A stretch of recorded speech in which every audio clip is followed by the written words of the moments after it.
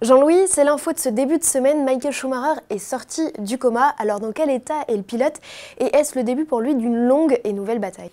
Oui, je crois, Géraldine, que c'est le début d'une longue et nouvelle bataille, absolument, peut-être encore plus difficile que la première. On savait qu'il commençait à s'éveiller de façon aléatoire.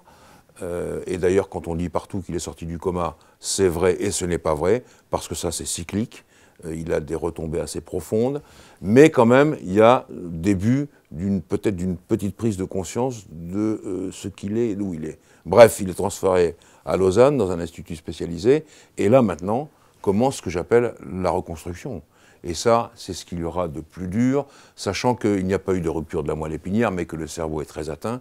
Donc il faut tout reconstruire, et à la fois reconstruire le plan physique, les muscles, avec les risques qu'on peut encourir de tous les côtés. Donc voilà, cette bataille, elle est rude, elle sera encore plus longue que la première, pour qu'on retrouve Schumacher, et comme je le dis toujours, on lui souhaite tous bon courage. En tout cas, il a des fans dans le monde entier, et les fans du monde entier, eh bien, pensent à lui en permanence. Michael Schumacher a été le dernier vainqueur en 2003 du Grand Prix d'Autriche et justement la F1 revient en Autriche sur un circuit qui s'appelle le Red Bull Ring, donc il y a certaines écuries qui vont certainement grincer un peu des dents. Pourquoi y revient-on, Jean-Louis, et est-ce la volonté de Red Bull qui est autrichien, on le sait? Je crois que c'est la volonté de Red Bull, ça c'est vrai. Mais c'est vrai aussi que ce circuit, il a une histoire, il a toujours été intéressant. Alors l'histoire, elle remonte avant vous. C'est-à-dire 1964, le premier Grand Prix d'Autriche sur l'aéroport de Zellweg, c'est pour ça qu'on appelait ce coin-là Zellweg, a eu lieu. Ensuite, les Autrichiens ont fait un vrai grand circuit, qui était un circuit absolument effrayant, avec des vitesses de pointe de dingue à l'époque, et surtout des cartons célèbres et même tragiques. Et donc, ce circuit a été abandonné, et puis il est revenu par la volonté de la région de Styrie, qui s'occupe de ce circuit. Il est revenu et on a eu le nouveau Spielberg, comme on dit, le Air One Ring. Et puis là aussi, il est tombé en désuétude à partir de 2003, à la dernière victoire de Schumacher. Et Red Bull se l'est approprié pour en faire des essais, pour en faire des tas de choses, même des scènes de tournage de films.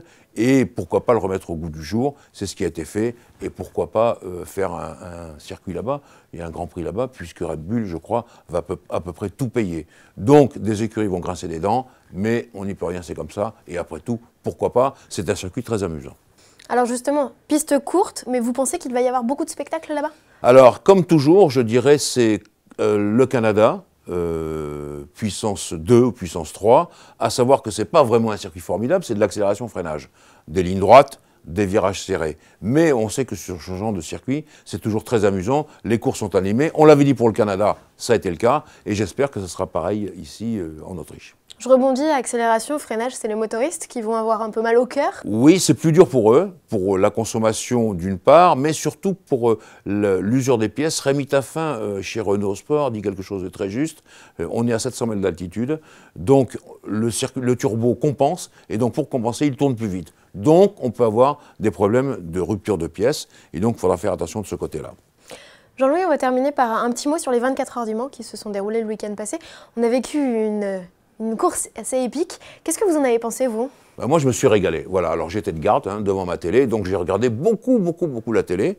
Ce que j'ai vu, c'était absolument formidable. Déjà, les Toyota, on voit que c'est eux qui disposent du meilleur système, puisque la voiture était nettement plus vite. On voit que les Porsche étaient là, et à un moment donné, j'étais emballé, parce que les Porsche en tête après un retour aussi formidable, c'était top. Et puis, comme le dit le dicton, tout le monde se bat, mais c'est toujours Audi qui gagne à la fin. C'est vrai, c'est quand même Audi qui a gagné. Alors à un moment donné, il y avait la numéro 1 qui était là et qui a une belle histoire, l'accident, la voiture reconstruite, Christensen qui peut gagner pour la 10e fois, formidable tout ça. Et puis, ça a été celle de Fassler, Lotterer et Tréluet qui a gagné, mais ça c'était logique aussi, parce que quand on regarde les temps retour, c'est celle qui a été vraiment la plus rapide de façon la plus constante. Donc tout ça c'était logique. Donc ça nous a valu une course formidable et on s'est régalé. Et Jean-Louis, finalement, Porsche, pas un peu déçu qu'il ne soit pas aux avant-postes? Bien sûr que tout le monde est déçu, et eux en premier, mais quand même, pour un retour, c'est vraiment absolument sensationnel. Vous savez, Le Mans, c'est une course très difficile, et même s'ils l'ont gagné 16 fois, la dernière fois c'était 98, donc vous vous rendez compte, on n'est pas encore. Et puis surtout, je crois que dans la Porsche, il y a un truc formidable, c'est le moteur.